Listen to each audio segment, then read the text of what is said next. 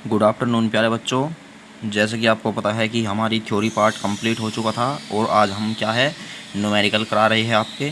तो प्यारे बच्चों पेज नंबर 296 पर क्या है हमारा जो क्वेश्चन नंबर 3 है दीर्घ प्रश्न में। ठीक है, क्योंकि जो तुम्हारी बुक है उसमें जो दीर्घ प्रश्न है उसमें ही न्यूमेरिकल दिए हुए हैं, अलग से नहीं दिए हुए हैं। ठीक है, तो इसलिए हम जो क्वेश्चन नंबर 3 है वो करते हैं। और मैंने लिख भी दिया है पहले से ही, क्या है कि 3 प्रतिरोध क्रम से 2 ओम 3 ओम 6 ओम जुड़े हैं। यानी सबसे पहले देखो उसने 3 प्रतिरोध दिए, हमने एक तो मान लिया R1 बराबर कितना दिया हमें 2 ओम, एक दिया R2 बराबर कितना दिया 3 ओम, और एक दिया हमें R3 बराबर 6 ओम।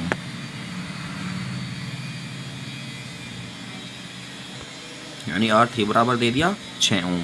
तो सबसे पहले जो हमारा पॉइंट है, इसने कहा कि ये श्रेणी क्रम में जुड़े हैं और समांतर क्रम में जुड़े हैं, और इन प्रतिरोधों का श्रेणी और समांतर संयोजन में तुल्य प्रतिरोधों का अनुपात याद करना।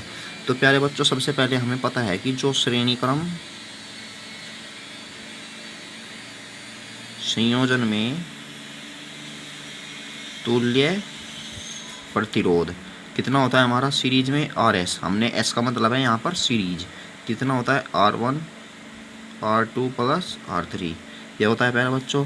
अब यहाँ से बताओ जो हमारी RS की वैल्यू है कितनी आ जाएगी 2 प्लस 3 प्लस के 6। ठीक है, तो 6 3 9 2 कितने हो गए हमारे 11, ये आ गई। और इसके बाद नंबर दूसरे पे है हमारा समांतर क्रम। तो समांतर क्रम में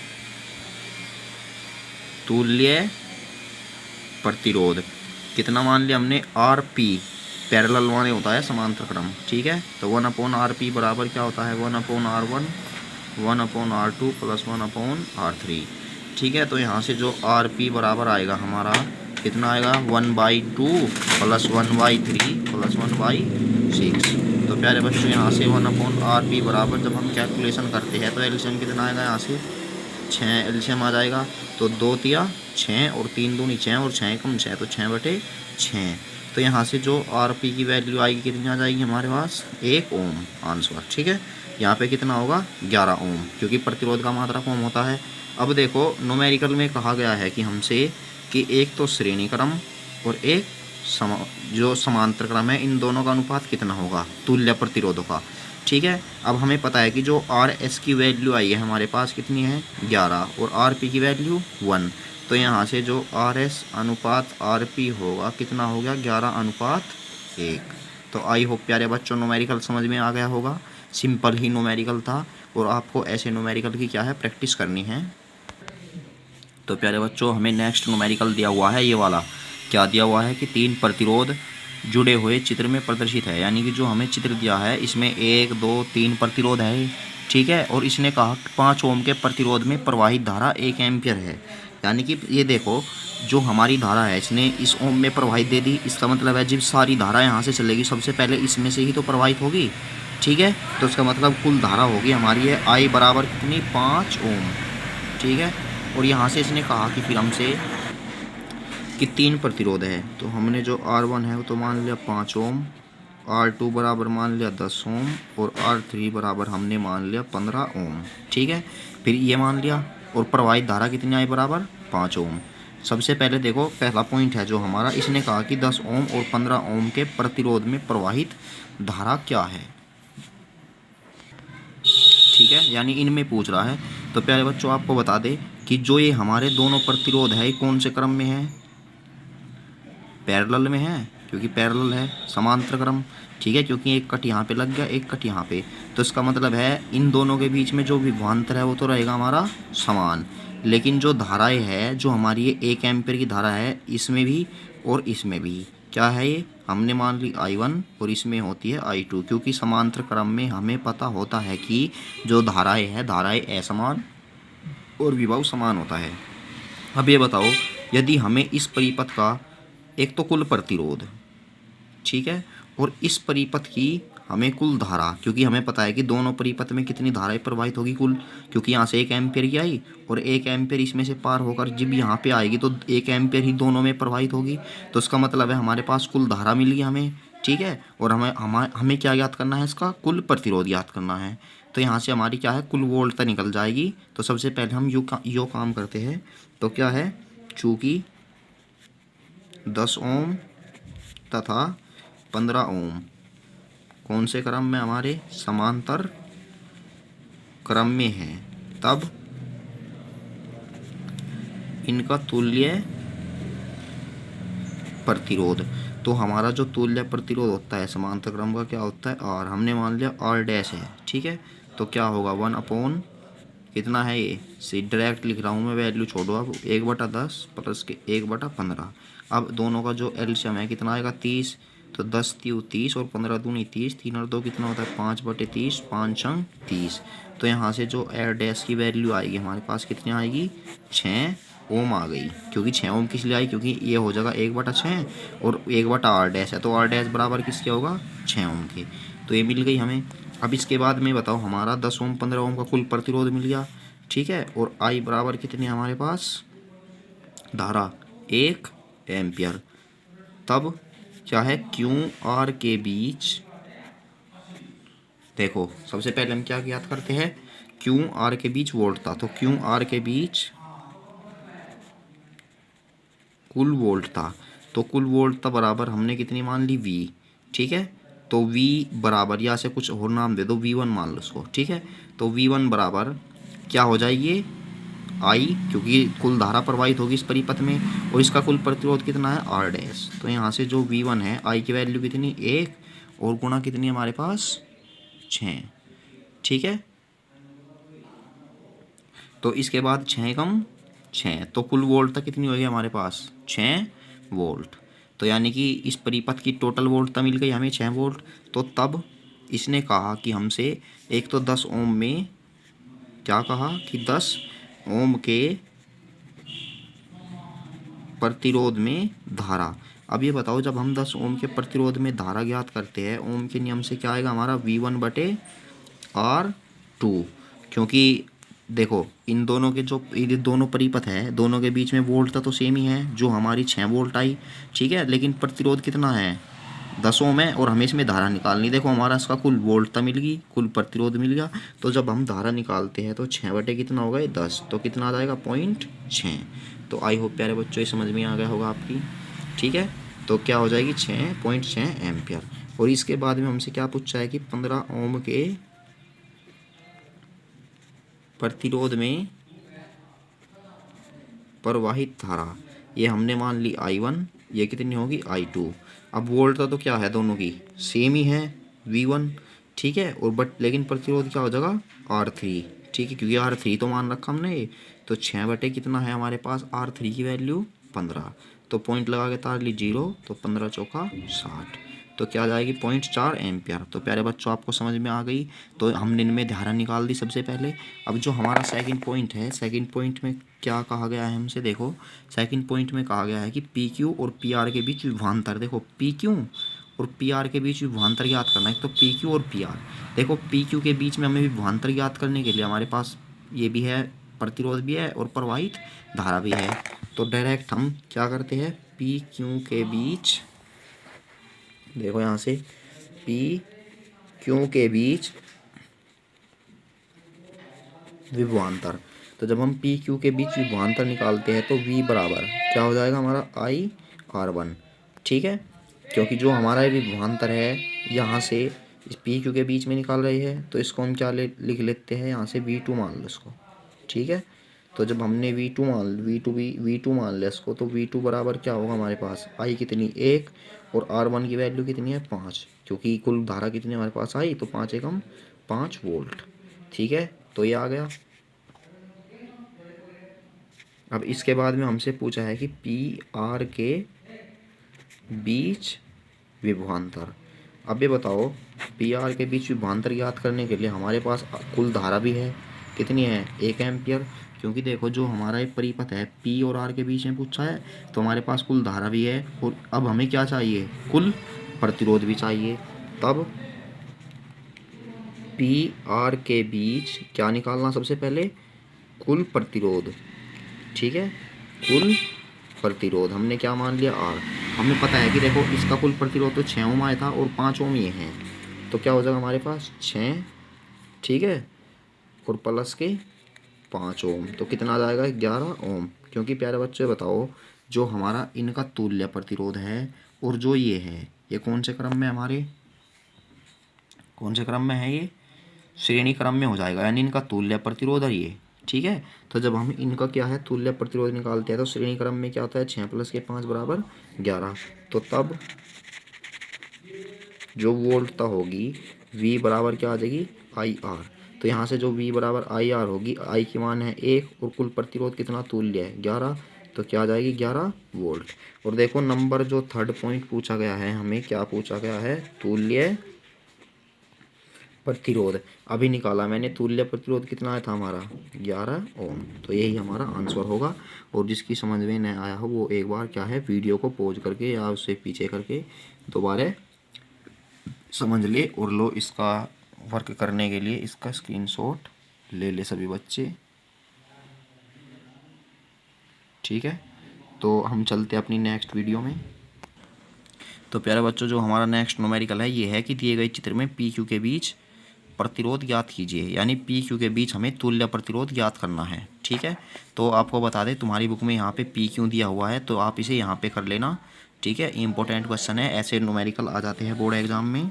तो प्यारे बच्चों, सबसे पहले आपको बता दें कि जो ये 20 ओम है और 10 ओम है और 20 ओम है, देखो यहाँ से कट लगने के बाद ये डायरेक्ट क्या है, देखो ऐसे न्यूमेरिकल जो पीछे से बंद होते हैं हम उन्हें पीछे की साइड से सोल्व करना स्टार्ट करते हैं। तो हमें पता है कि ये डायरेक्ट कौन से क्रम में है, हमारे श्रेणी क्रम में है, क्योंकि देखो यहाँ से कोई कट नहीं है, सीधा है, क्योंकि कट होता है यदि यहाँ से कोई वायर लगा हुआ होता है, ठीक है।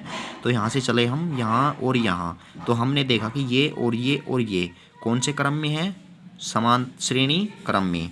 देखो हमने देखा कि जो 20 ओम है, ठीक है, तथा 20 ओम तथा 10 ओम कौन से क्रम में है, ये श्रेणी क्रम में है, ठीक है। तो श्रेणी क्रम में होने के कारण हमने इनका तुल्य प्रतिरोध मान लिया R डैश, ठीक है, या R1 ले लो R डैश छोड़कर।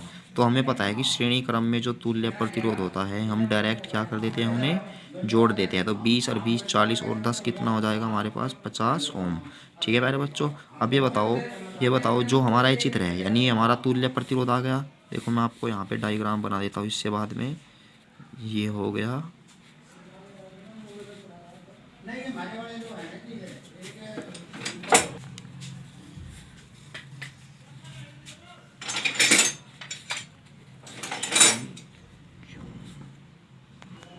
ये मैंने डायग्राम बना दिया है।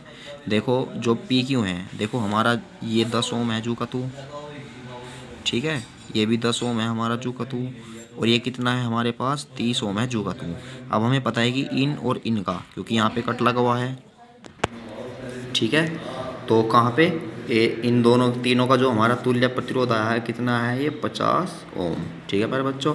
अब यहाँ से देखो जब हम इन दोनों को क्या है, अब देखो यहाँ से एक कट ये होगा एक कट ये होगा, इसका मतलब जो हमारे ये वाला और ये वाला ये कौन से परिपथ, मतलब कौन से क्रम में है, समांतर क्रम में, क्योंकि यहाँ पे कट हो गया, इधर इधर कट हो गया, ठीक है। यानी जो हमारा ये डायग्राम है समझ में आ रहा होगा सभी को।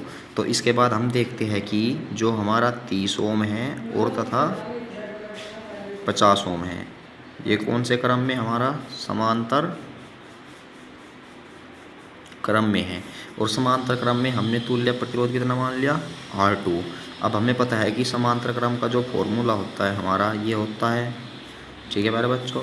अब ये बताओ दोनों का 50 और 30 का जो एलसीएम आता है हमारा कितना आता है 150। तो हम जब 30 को 150 से काटते हैं तो 30 पंजे 150 और 50 दिया 150, तो 5 और 3 कितना आएगा हमारे पास 8, और 8 बचे कितना आएगा हमारे पास ये 150। तो यहाँ से जो R2 की वैल्यू आएगी हमारी कितनी आएगी, ये 150/8, ठीक है। अब 8 से क्या है, इसको काट दो, तो काटने के बाद जो हमारा आएगा ये देखो सिंपल वे होता है, सबसे पहले 2 से काटो, और जब हमने 2 से काटा कितना आया 75, और 2 चौक 8। अब यहाँ से काटो 4 एकम 4, तो कितने बच गए हमारे 3 हो गए 35, 4 8 32, ठीक है। बच गए 3, पॉइंट लगा के तार लीजिए 4 7 28 और 4 पंजे 20, तो ये आ गया। तो इसका मतलब ये बताओ इससे बाद में जो हमारा डायग्राम बनेगा वो क्या बनेगा, ये हो गया। ठीक है, कितना ओम 10 ओम जो का तू, ये हो गया। अब इन दोनों का जो तुल्य प्रतिरोध आया है हमारा कितना है 18.75। ठीक है, ये हो गया। और ये कितना है 10 ओम। अब ये बताओ ये तीनों प्रतिरोध किस क्रम में हो गए हमारे, श्रेणी क्रम में। तो तब हम क्या करते हैं, तब हमने देखा कि जो 10 ओम है, ठीक है, तथा 18.75 यहाँ पे ओम कर लो, ओम तथा 10 ओम कौन से क्रम में है, ये श्रेणी क्रम में है। जब ये श्रेणी क्रम में है तो यहाँ से हम जो R की वैल्यू मिलेगी, श्रेणी क्रम में क्या होती है 10 प्लस के 18.75 प्लस के 10, तो R की वैल्यू कितनी मिलेगी हमें 38.75 ओम। तो यही क्या होगा हमारा तुल्य प्रतिरोध। तो आई होप प्यारे बच्चों सभी की समझ में आया होगा। तो आप क्या है इसको फेयर में नोट कर ले। तो प्यारे बच्चों हमारा जो नेक्स्ट न्यूमेरिकल दिया है क्वेश्चन नंबर 8, और देखो ये पेज नंबर 297 पर है, और आपको क्या है सोल्व करके देखने हैं इससे आगे न्यूमेरिकल। ठीक है, तो अब हम स्टार्ट करते हैं। देखो क्या है कि 3 प्रतिरोधों के समांतर क्रम संयोजन में 300 वोल्ट की निकासी से इतने एम्पेयर की धारा प्रवाहित होती है। यानी इसने दे दिया कि 3 प्रतिरोधों के समांतर क्रम, इसका मतलब एक तो हमें दे दिया R1 और एक हमें दे दिया R2 और एक हमें दे दिया R3। 3 प्रतिरोध दे दिए इसने हमें। ठीक है, और इन्हें समांतर क्रम में जोड़ने पर, और V है जो इनकी टोटल वोल्टेज कितनी है वो 30 वोल्ट है, और जो इनमें धारा प्रवाहित है निकासी से 7.5 एम्पियर की धारा, तो कुल धारा कितनी प्रवाहित करता है 7.5 एम्पियर की धारा। ठीक है, यदि प्रतिरोध 10 ओम 12 ओम हो, यानी कि एक प्रतिरोध तो 10 ओम, एक प्रतिरोध 12 ओम, और तीसरा प्रतिरोध कह रहा कि ज्ञात कीजिए, तो हमने मान लिया कि कितना है R है। ठीक है, तो सबसे पहले प्यारे बच्चों आपको बता दे, सबसे पहले देखो हमें 3 प्रतिरोध दे दिए, तो हम इनका क्या है तुल्य प्रतिरोध निकालते हैं। क्या निकालते हैं, तुल्य प्रतिरोध।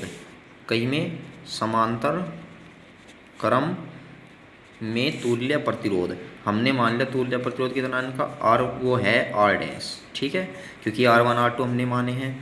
अब हमें पता है कि जो हमारा समांतर क्रम संयोजन होता है उसका जो तुल्य प्रतिरोध का फॉर्मूला होता है ये होता है, तो 1/R डैश बराबर 1/R1 की वैल्यू कितनी दे रखी है हमें 10 ओम, प्लस के ये दे रखी है हमें कितनी 12 ओम, प्लस के 1/R3 की वैल्यू R। देखो यहाँ से जो R डैश बराबर, सबसे पहले इन दोनों को सोल्व कर लो। 12 और 10 का जो एलसीएम आता है हमारा कितना आता है 60। ठीक है, 10 छिंगा 60 और 12 पंजे 60, तो 1/R। तो यहाँ से जो हमारी 1/R डैश मिलेगी, तो यहाँ से कितना मिलेगा 6 और 5 11, R की मल्टीप्लाई इसमें करो तो क्या हो जाएगा 11R प्लस के 60 एकम 60 और अपोन में 60R। तो यहाँ से जो हमें कुल प्रतिरोध मिलेगा R डैश बराबर कितना मिलेगा 60R बटे 11R प्लस के 60। ठीक है, तो आई होप आपकी समझ में आ गया होगा प्यारे बच्चों। ठीक है, तो अब हम चलते हैं अपने नेक्स्ट पार्ट पर। देखो जो हमारा नेक्स्ट है इससे ही, क्योंकि हमारे पास देखो कुल प्रतिरोध मिल गया, और कुल प्रतिरोध मिलने के बाद कितना है R डैश, और कुल हमारे पास क्या है V है और I है, क्योंकि हमें R की वैल्यू निकालनी है। अब हमें पता है कि ओम के नियम से, जो ओम का नियम होता है वो क्या होता है कि R बराबर V/I, यही तो होता है या V बराबर IR। लेकिन हमारे पास प्रतिरोध कितना है कुल R डैश है, कुल वोल्टता V है और कुल I है। तो ये बताओ यहाँ से R डैश है, तो R डैश की जो वैल्यू आई थी हमारे पास कितना आई थी 60R, यही तो आई थी 60R बटे 11R प्लस के 60। ठीक है, बराबर जो V की वैल्यू दे रखी है हमें कितनी 30 वोल्ट, और बटे में कितना है I की वैल्यू 7.5 एम्पियर। अब हमने यहाँ से काट दिया 30 दूनी 60। ठीक है, तो यहाँ से कितना आ गया 2R बटे 11R प्लस के 60 बराबर 1/7.5। इनकी क्रॉस मल्टीप्लाई करो, जब हम 7.5 की 2 में मल्टीप्लाई करते हैं तो कितना आता है 15R। ठीक है, क्योंकि 7 दूनी 14 और 7.5 दूनी 15R, और इसकी मल्टीप्लाई 1 में करते हैं तो कितना आता है 11R प्लस के 60। अब यहाँ से 15R 11R को ले आए हम इस साइड में, तो ये हो गया हमारा ये, और बराबर कितना आएगा 60R। अब ये बताओ 15R में से जब हमने 11R माइनस किया तो हमारे पास कितना आएगा 4R और बराबर किसके 60 के। तो इतना तो समझ गए होंगे प्यारे बच्चों, क्योंकि सभी माइंडेड है और कैलकुलेशन सभी पे आती है। 4 से हमने 60 को काटा तो कितना आएगा हमारा R बराबर 15 ओम। तो जो हमारा तीसरे प्रतिरोध का मान होगा कितना होगा वो 15 ओम।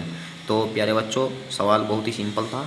जैसा कि मैंने आपको बताया, सबसे पहले इनका तुल्य प्रतिरोध निकालो और तुल्य प्रतिरोध निकालने के बाद हमारे पास कुल वोल्टेज है और कुल धारा है, और कुल धारा होने के साथ साथ ही क्या क्या हमने ओम का नियम लगा दिया। तो ओम का नियम लगाने से क्या है, यहाँ से R डैश की वैल्यू निकाल ली, ठीक है, क्योंकि R डैश की वैल्यू हमारे पास है, V की वैल्यू है I की, हमने इससे कटिंग कर दी कैलकुलेशन। बस सिर्फ यहाँ से बाद में क्या है कैलकुलेशन ही करनी है, और कैलकुलेशन करने के बाद क्या है आपको जितने भी न्यूमेरिकल कराए हैं इन्हें पेयर में कर ले तो देखो ज़्यादा वर्क हो जाता है प्यारे बच्चों, और तुम्हें जितने भी न्यूमेरिकल निकले वे निकालने हैं, ठीक है।